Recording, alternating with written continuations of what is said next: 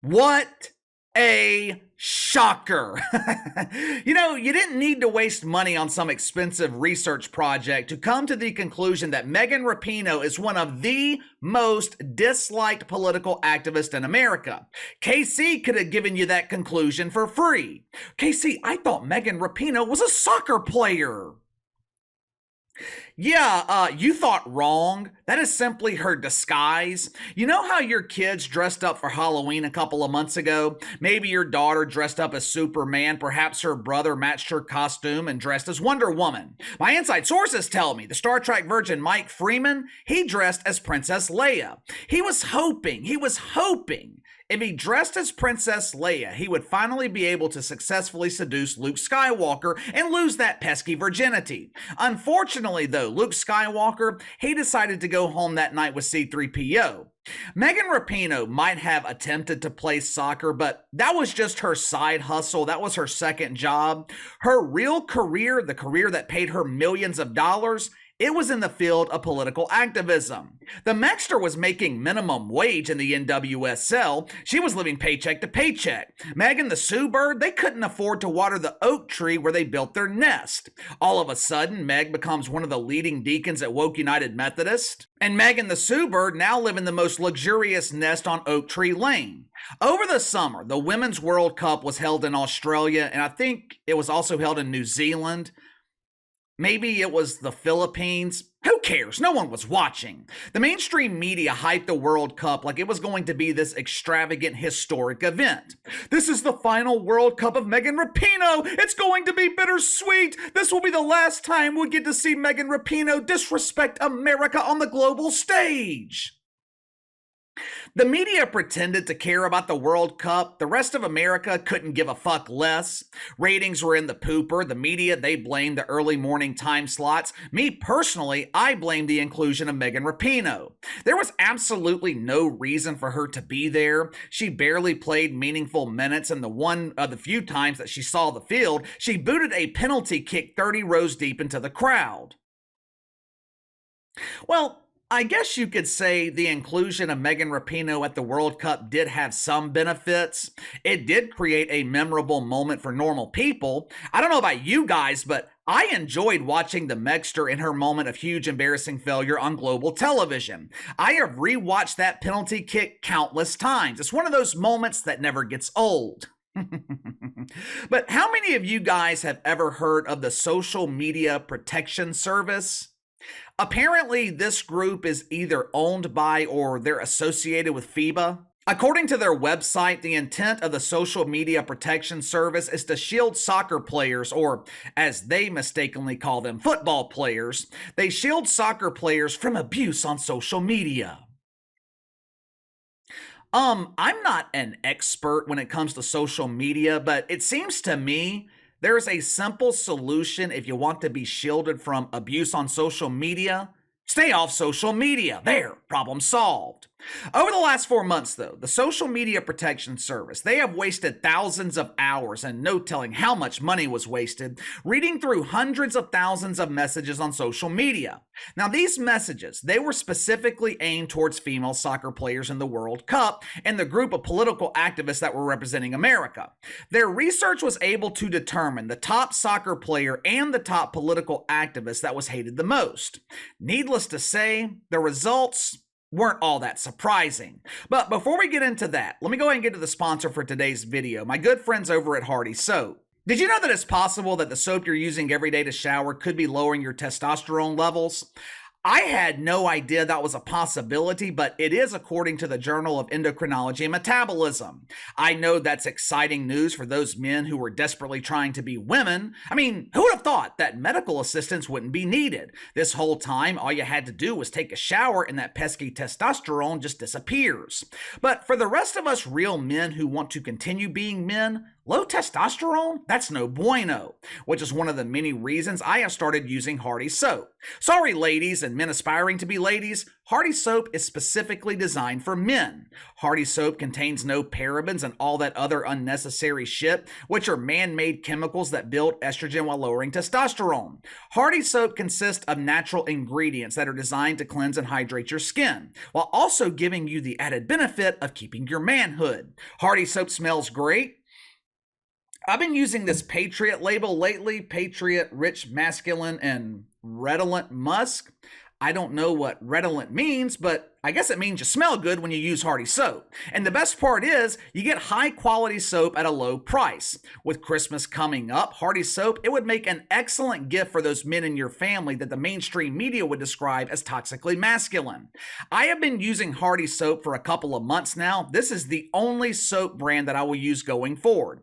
Click the link in the description below. Use my promo code BEHIND20, that's BEHIND20. Receive a 20% discount on your first order of Hardy soap. All right. According to ESPN, FIBA, they analyzed over 5 million posts on social media. They determined that almost 103,000 of these posts met their qualifications for abuse. They paid to have 103,000 social media posts reviewed by a human reviewer. 23% of the posts fell into the category of general abuse.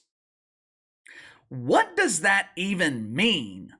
We'll never know because FIBA doesn't explain. 20% of the post included painful language that could be considered anti-rainbow. There is some good news though. Even though 103,000 posts were able to make it through FIBA's protective software, over 400,000 comments were caught in their filter and hidden from the players. Oh, I'm sure the Megster was able to sleep comfortable at night. According to ESPN, there were 2 players who received an overwhelming majority of the comments. One of them was a female player from Argentina. Now, I don't know anything about women's soccer in Argentina to determine the identity of this player. Hell, I don't know anything about women's soccer here in America, but I can tell you with almost 100% certainty who FIBA is refusing to name as the American player is Megan Rapinoe. Well, Casey, how can you be so sure? And why would you expose this information to the public? FIBA refused to name the players to protect their identity. Yeah, that's what FIBA is claiming, but they provided us with enough information so we could easily identify the most hated player on the U.S. women's team. And it's not like Megan Rapinoe is trying to live some secret life outside the spotlight. As you guys know, the Megster loves the attention. According to the Social Media Protection Service, hateful messages directed towards the U.S. women's team, they spiked during a few key moments. Moment number 1 occurred when they refused to sing the national anthem. Now, from what I understand, it's a tradition at the World Cup for players representing their country to sing their respective national anthems. Now, me personally, I don't think this would have been such a big deal if the U.S. women's team didn't have a long history of kneeling for the national anthem. Moment 2 occurred on August 1st when the activists from America failed to beat Portugal. Now, at this point, I started to wonder what FIBA was classifying as abuse. Was criticism of the team considered social media abuse? Was celebrating the team's huge embarrassing failure considered abuse? What standards had to be met here? Of course, we'll never know because once again, they failed to elaborate. The third spike in social media disdain towards Megan Rapinoe. It occurred when our fearless leader, John Biden, once again proved how out of touch he is with normal people by sending out this tweet. Check it out for yourself.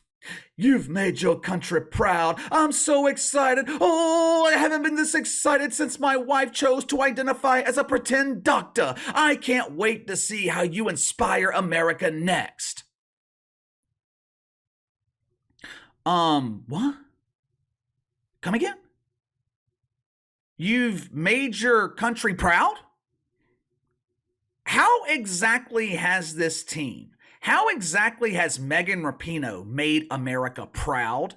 Better yet, how is Megan Rapinoe in a position to inspire anyone? In order to be inspiring, people had to admire you. You had to be well respected. According to this report from FIBA, Megan Rapinoe is despised. I don't know about you guys, but I have never been inspired by someone that I despise. And let me ask you something. What was the point of releasing this report to the public? Why would FIBA release this report to ESPN? I can somewhat understand why FIBA would have a division that searches the internet for disparaging messages directed towards their players. I think it's a waste of resources. I think it's a waste of time, but I can at least understand why FIBA does it. What I don't understand is why they decided to release this report to the media. One of the only reasons I can think of, they wanted to turn Megan Rapinoe into the ultimate victim. Seriously, why else would you release something like this to the media? What did we learn from this report?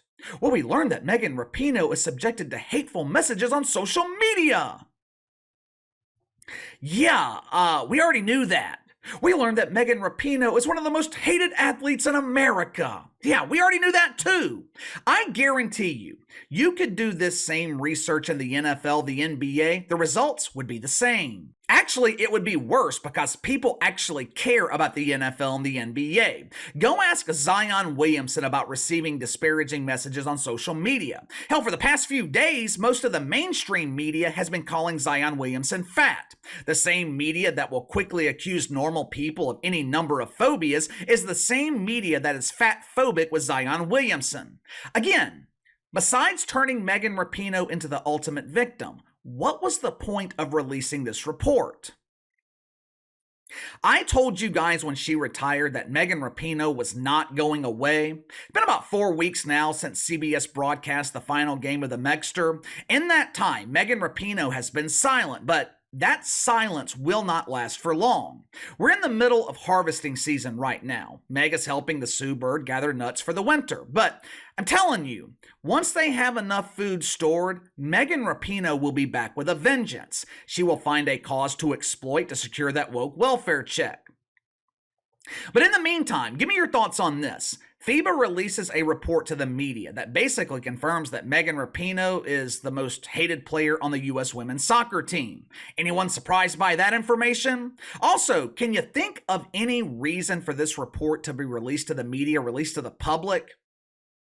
Let me know. Sound off in the comments below. Like, subscribe, share the video. I appreciate every one of you guys and your continued support. Best way to contact me is by email at btlkc84@gmail.com, KC_BTL84 on Twitter. I'll see you guys tomorrow.